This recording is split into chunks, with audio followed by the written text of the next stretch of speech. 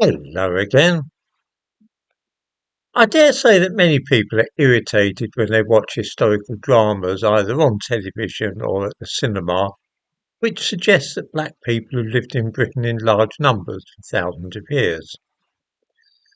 Because of the complex nature of the propaganda being pushed at us in this way, there is an unlooked for and undesirable side effect to this trend, which is that racial prejudice, which was once rife in this country, is airbrushed from history.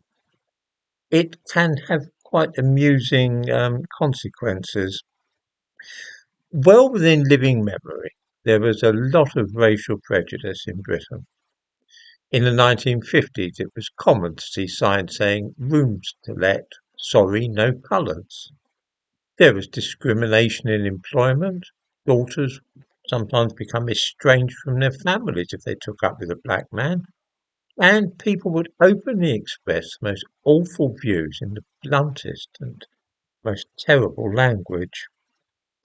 There is no doubt whatsoever that racial prejudice was very widespread and common, and the further back you go in British history, the more widespread and common it was. The kinds of words and language which were considered acceptable would shock a modern young person. Here's a Agatha Christie novel, for instance, which I picked up in a charity shop the other day.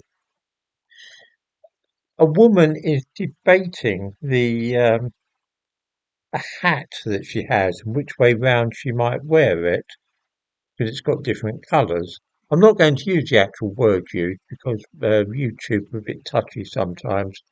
But she's turning the hat around and says, "Oh, I think it's better this way because you get that lovely shade of blue and the dark N word brown."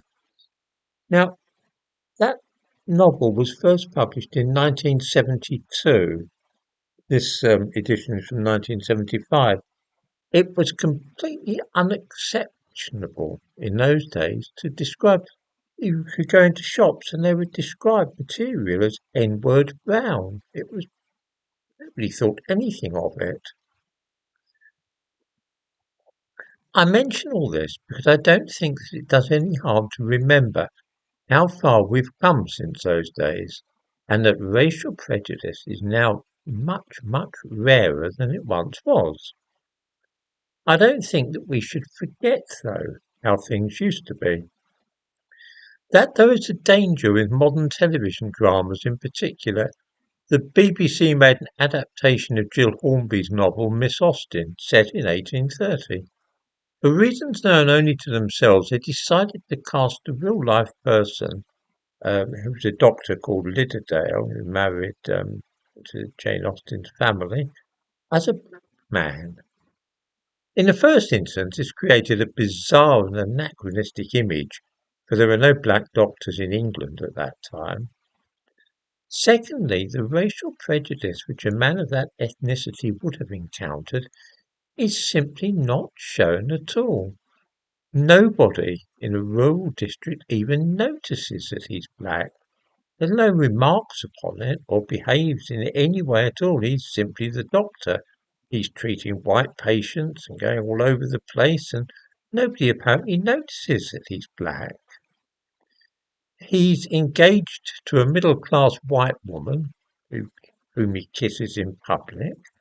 There is no sign whatsoever of any racial prejudice at all by anybody in 1830s England. You might well watch that and decide that racial prejudice is some modern aberration which has only recently appeared.